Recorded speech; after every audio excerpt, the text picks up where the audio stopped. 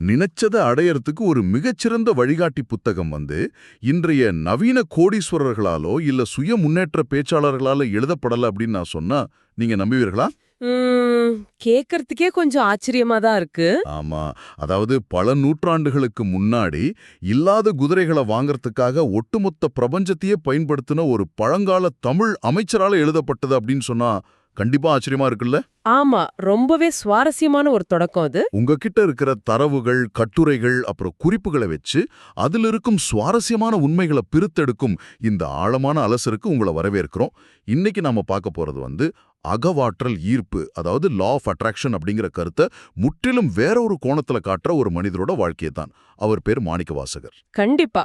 அவர் எழுதின திருவாசகம் எப்படி ஒரு தனிமனிதன் தன் அகிலத்தோடு தன்னை இணைச்சுக்கிற கருவியா இன்னைக்கும் செயல்படுது அப்படிங்கறத தான் நாம இன்னைக்கு ஆழமா அலச போறோம். அதாவது ஈர்ப்பு விதி அப்படிங்கறது ஏதோ நேத்து மேற்கத்தியர்கள் கண்டுபிடிச்ச தத்துவம் அப்படின்னு தான் இன்னைக்கு பலரும் நினைக்கிறாங்க. ஆனா ஒரு மனிதன் தன் உள்ளத்தோட ஆற்றலையும் பிரபஞ்சத்தின் ஆற்றலையும் எப்படி இணைக்க முடியும் அப்படிங்கிறதுக்கு மாணிக்கவாசகரோட வாழ்க்கை ஒரு மிகச்சிறந்த வரலாற்று உதாரணம். ஓஹோ, அப்படியா? ஆமா, இது வெறும் ஏட்டுச் சுரைக்கா இல்ல, ஒரு மனிதன் தன் வாழ்வியலாகவே வாழ்ந்து காட்டின ஒரு தத்துவம்னு சொல்லலாம். ஆனா பாத்தீங்கன்னா இன்றைய சமூகத்துல இந்த ஈர்ப்பு விதி, அதாவது மேனிஃபெஸ்டேஷனை பத்தி பேசினாலே அது உழைக்காம லாட்டரி சீட் வாங்குறது போல ஆயிடுச்சு. உண்மைதான், நிறைய பேர் அப்படித்தான் நினைக்கிறாங்க. பிரபஞ்சத்துக்கிட்ட ஒரு பட்டியலை கொடுத்துட்டா போதும், அது உடனடியா கொண்டு வந்து சேர்க்கும்னு பலரும் நம்புறாங்க. அதுக்காக பணத்தை கொட்டி வகுப்புகளுக்கெல்லாம் போறாங்க. ஆனா இந்த குறிப்புகளை படிக்கும்போது எனக்கு ஒரு விஷயம் ரொம்ப ஆச்சரியமா இருந்துச்சு. என்னது அது? அதாவது நீங்க மனசுல வஞ்சகத்தையும் கோபத்தையும் வச்சுக்கிட்டு இதை செஞ்சா இது ஒருபோதும் வேலைக்கு ஆகுமா அப்படின்னு இந்த குறிப்புகள் கேள்வி எழுப்புது. இது ரொம்ப முக்கியமானது இல்லையா? எக்ஸாக்ட்லி, அதுதான் மிகப்பெரிய முரண்பாடே. நீங்க மனசுல ஒருத்தரை பத்தின தீராத கோபத்தையோ இல்ல பழியுணர்வையோ வச்சுக்கிட்டு வெளி உலகத்துல எனக்கு எல்லாம் நல்லபடியா நடக்கணும்னு எதிர்பார்த்தா அது கண்டிப்பா நடக்காது. லாஜிக்கா இடிக்குது. ஆமா, இதைய உயிரியல் மற்றும் நரம்பியல் ரீதியா பார்த்தாலே நமக்கு மிக தெளிவா புரியும். கோபம், வெறுப்பு இதெல்லாம் நம்மள எப்போதுமே ஒரு வித தற்காப்பு நிலையிலேயே வச்சிருக்கோம். Survival mode. சரியா? கரெக்ட். அந்த நிலையில உங்க உடலோட முழு ஆற்றலும் உங்களை காப்பாத்திக்கிறதுல தான் செலவாகுமே தவிர புதிய வாய்ப்புகளை உருவாக்குறதுல செயல்படாது. உங்களை கடந்த காலத்துல காயப்படுத்தினவங்களை நீங்க மன்னிக்கல அப்படின்னா உங்க ஆற்றல் முழுவதும் அந்த பழைய குப்பைகள்லயே சிக்கிக்கும். சோ அப்ப முதல்ல ஒரு நல்ல மனிதனா மாறணும், அப்புறம் கடந்த கால காயங்களை மன்னிச்சு மறந்துடணும். இதுதான் அடிப்படையான தேவை. கண்டிப்பா 100க்கு 100% உண்மை. இது ஒரு உள்மன சுகாதாரம் அப்படின்னு சொல்லலாம் இல்லையா? உள்மன சுகாதாரம் தேவை அப்படிங்கறத நான் முழுமையா ஏத்துக்கிறேன். ஆனா மாணிக்கவாசகர் வாழ்க்கையில நடந்ததை பார்க்கும்போது எனக்கு ஒரு பெரிய சந்தேகம் வருது. சொல்லுங்க, என்ன சந்தேகம்? அவர் அரிமர்த்தன பாண்டியன் அப்படிங்கிற ஒரு மன்னன் கிட்ட முதலமைச்சரா இருந்தவரு. மன்னருக்காக குதிரை வாங்க பெரும் பணத்தோடு போறாரு. அங்கே திருப்பெருந்துறையில ஒரு குருவை பாக்குறாரு. ஆமா, அந்த மரத்தடியில. கரெக்ட்.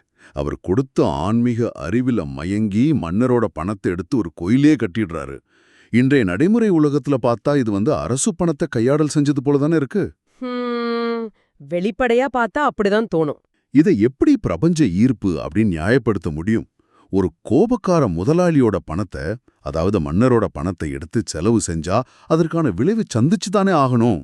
அதாவது மேலோட்டமா பார்த்தா இது ஒரு குற்றமா தான் தோணும். ஆனா பாத்தீங்கன்னா இத சரியா புரிஞ்சுக்க திருப்பெருந்துறையில அந்த மரத்தடியில என்ன நடந்துச்சு அப்படிங்கறத நம்ம ஆழமா கவனிக்கணும். சரி, அப்படி என்னதான் நடந்துச்சாங்க? அந்த மரத்தடியில அவருக்கு கிடைச்ச அனுபவம் சாதாரணமானதில்ல. அதுவரை உலகத்தின் மேல, அதிகாரத்தின் மேல, மன்னரின் மேல அவருக்கு இருந்த பயம் முற்றிலுமா நீங்கிடுச்சு. ஒரு நிமிஷம், அந்த அதிகார பயம் மொத்தமா போயிடுச்சுன்னு சொல்றீங்க? ஆமா, மொத்தமா போயிடுச்சு.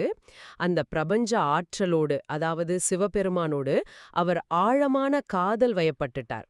அவர் பணத்தை திருடணும் அப்படிங்கிற வஞ்சக எண்ணத்துல அதை செய்யல. ஓஹோ, உள்நோக்கம் வேறையா இருந்துச்சு. ஆமா, எந்த பயமும் இல்லாம தன்னை விட ஒரு பெரிய சக்தி எல்லாவற்றையும் பாத்துக்கும் அப்படிங்கிற ஒரு முழுமையான சரணடைதல் அது.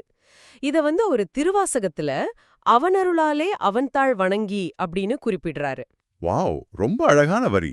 ஆமா, அதாவது அந்த பிரபஞ்சத்தை நாடுவதற்கான எண்ணத்தையே அந்த பிரபஞ்சம்தான் தனக்கு கொடுத்துச்சு அப்படின்னு அவர் நம்பினாரு. அந்த அதீத அன்பின் வெளிப்பாடுதான் அவர் கோயில் கட்டினது. சரி, சரணடைதல் ஓகே. ஆனா யதார்த்தம்னு ஒன்னு இருக்கு. தான் ஏமாற்றப்பட்டதை அறிஞ்ச மன்னர் சும்மா இருக்க மாட்டாரு. கண்டிப்பா மாட்டாரு. மாணிக்க வாசகரை தண்டிக்க முனைக்கிறாரு. அங்கதான் பாத்தீங்கன்னா ஒரு பெரிய திருப்புமுனை நடக்குது. காட்டுல உள்ள நரிகளை எல்லாம் குதிரைகளா மாற்றி ஒரு குதிரை வியாபாரியா பிரபஞ்சமே மனித உருவில் வந்து மன்னர்கிட்ட அந்த குதிரைகளை ஒப்படைக்குது. ஆமா, நரியை பரியாக்கிய படலம். கரெக்ட். ஆனா இந்த குதிரைகள் எல்லாம் மாயை அப்படின்னு குறிப்புகள் சொல்லுது. அன்னைக்கு இரவே அந்த குதிரைகள் மீண்டும் நரிகளா மாறி அரசன்கிட்ட இருந்த மற்ற உண்மையான குதிரைகளையும் கடிச்சு குதிரிடுது. சுவாரஸ்யமான கட்டம் இது. இதை நான் எப்படி புரிஞ்சுக்கிறேன்னா, வாங்கின பொருளுக்கு பிரபஞ்சம் கொடுத்து ஒரு தற்காலிக ரீஃபண்ட் போல இது இருக்கு.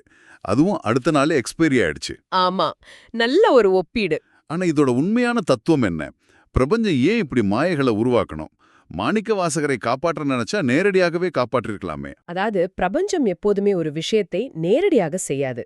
அது செயல்முறைகள் மூலமாகவே செயல்படும். இதையே நாம் ஒரு பரந்த கண்ணோட்டத்தோடு பொருத்தி பார்த்தோம்னா இதில் இருக்கும் ஆழமான உளவியல் மற்றும் தத்துவம் புரியும். கொஞ்சம் விளக்குங்க. நரிகள் குதிரைகளா மாறினது மன்னரோட ஆணவத்தை உடைக்கிறதுக்கும் உலகியல் செல்வம் அப்படிங்கிறது எவ்வளவு தற்காலிகமானது அப்படிங்கறது உணர்த்துறதுக்காகவுமே. அதே சமயம் இந்த இடத்துல மாணிக்க வாசகரோட மனநிலையை நீங்க கவனிக்கணும். அவர் எப்படி ரியாக்ட் பண்ணாரு? நரிகள் குதிரைகளா வந்த போதும் அவர் அமைதியா இருந்தார். அவை மீண்டும் நரிகளா மாறின போதும் அவர் அமைதியாகவே இருந்தார். இதுதான் உண்மையான சரணடைதல். அட, ஏற்பரும் அலட்டிக்கல. ஆமா, என்ன நடந்தாலும் அது பிரபஞ்சத்தின் செயல்முறை அப்படின்னு அவர் அந்த செயல்முறையின் மேல அசைக்க முடியாத நம்பிக்கை வச்சிருந்தார். அந்த சரண்டடைதல் அப்படிங்கறத நாம எப்படி புரிஞ்சுக்கிறது? நான் வேணும்னா ஒரு ஒப்புமை சொல்லலாமா? கண்டிப்பா சொல்லுங்க.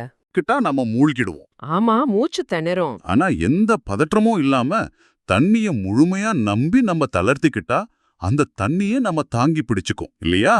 இதுவும் அப்படிதானா? வாவ், மிக அருமையான ஒரு ஒப்புமைய சொன்னீங்க. நீங்க கை கால்களை அடிச்சுக்காதப்போ உங்களை அந்த ஆற்றலே தாங்கிக்குது. இந்த தத்துவத்தை அடுத்து நடந்த சம்பவத்தோட ஒப்பிட்டு பாருங்க. அடுத்து என்ன நடந்துச்சு? நரிகள் மீண்டும் நரியா மாறினதால கோபமடைந்த மன்னர் கோடை காலத்தோட சுட்டரிக்கும் மணல்ல மாணிக்க வாசகரை நிறுத்தி தலையில செங்கற்களை வச்சு தண்டிக்கிறாரு. நீங்க செயல்முறை கிட்ட உங்களை ஒப்படைச்சிட்டா அது சோதிக்கப்படும் அப்படிங்கறத இது காட்டுது. ஓஹோ, சோதனைகள் வரும். ஆமா, ஆனா அந்த சுட்டரிக்கும் மணல்ல நின்ற போதும் அவர் தன் நம்பிக்கையை இழக்கல. அப்பதான் வைகையாறு பெருக்கெடுத்து கரைய உடைக்குது. அத அடைக்க வந்த கூலியாளா பிரபஞ்சமே மனித உருவம் எடுத்து வருது. சிவன் பிட்டுக்கு மண் சுமந்த கதை. கரெக்ட். அந்த வேலையாள் செய்யற குறும்புகளை பொறுக்க முடியாம மன்னர் அவனோட முதுகுல பிரம்பால அடிக்கிறாரு. ஆனா அந்த அடி மாணிக்க வாசகருக்கு மட்டும் வலிக்கல, உலகத்துல உள்ள அனைத்து உயிரினங்களுக்கும் வலிக்குது. அந்த மன்னனுக்கும் சேர்த்து வலிக்குது. இத கேட்கும் போதே எனக்கு உண்மையிலே சிலிர்ப்பா இருக்கு. பிரபஞ்சமே ஒரு மனிதனுக்காக அடிய வாங்கிக்கிறதா? ஒரு மனிதனின் மேல விழுந்த அடி உலகத்தில் உள்ள அத்தனை உயிர்களுக்கும் வலிச்சுது அப்படிங்கறத ஒரு புராண கதையா மட்டும் பார்க்காம இன்றைய அறிவியலோட எப்படி பொருத்துவது? இது எப்படி சாத்தியம்?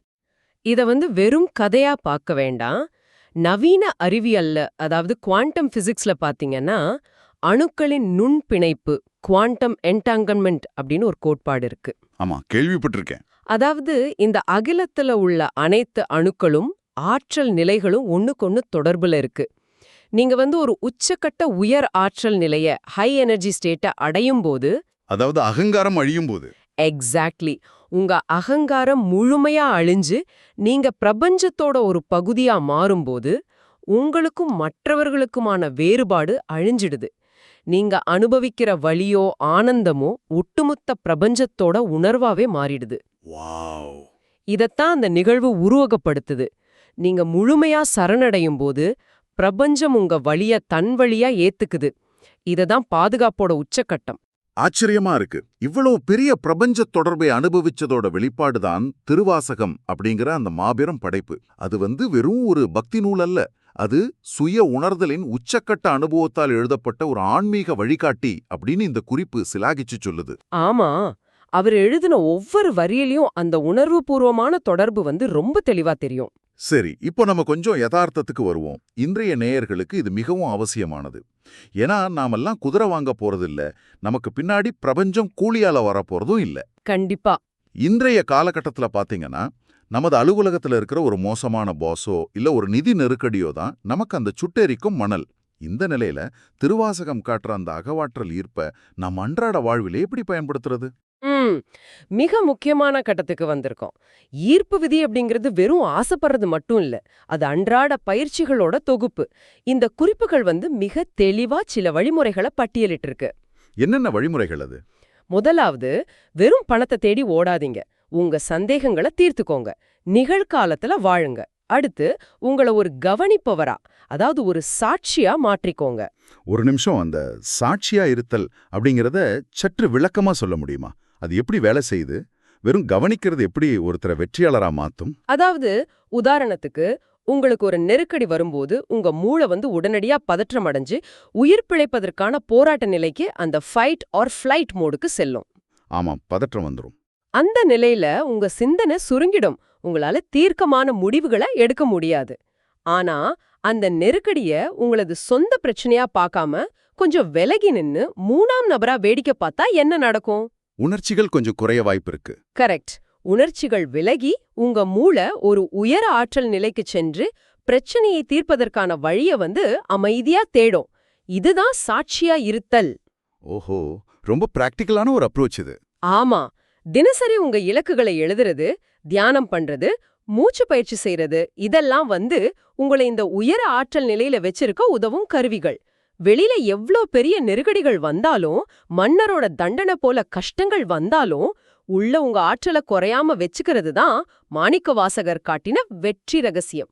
மிக தெளிவா சொன்னீங்க. நாம இதுவரைக்கும் பேசுனது ஒரு தொகுப்பா பார்த்தா, இன்னைக்கு நாம பார்த்த இந்த குறிப்புகள் ஈர்ப்பு விதி அப்படிங்கிற வார்த்தைக்கு ஒரு புது அர்த்தத்தை கொடுத்துருக்கு.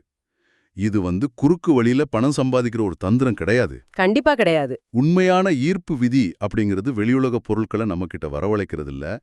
மாறா, நம்மை நாமே ஒரு தூய்மையான, வலிமையான காந்தமா மாத்திக்கிறது. மனிதர்களை மன்னிக்கிறது, கடந்த கால குப்பைகளை அகற்றுவது, நடக்கும் செயல்முறையின் மேல துளிகூட சந்தேகம் இல்லாம முழு நம்பிக்கை வைக்கிறது. ஆமா.